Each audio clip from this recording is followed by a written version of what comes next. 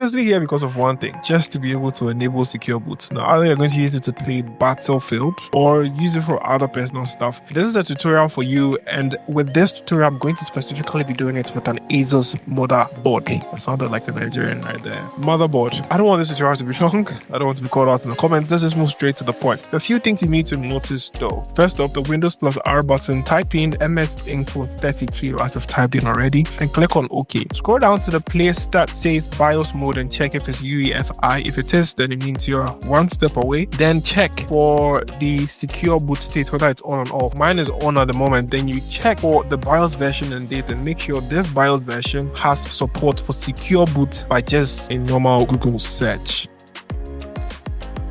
So, power up your PC, press the delete button as many times as you can until we have this mode enabled. We go to this section that says advanced mode, and we come to boot, then come to secure boot. Turn this to Windows UEFI mode, come back to main, come down to exit mode, save and exit.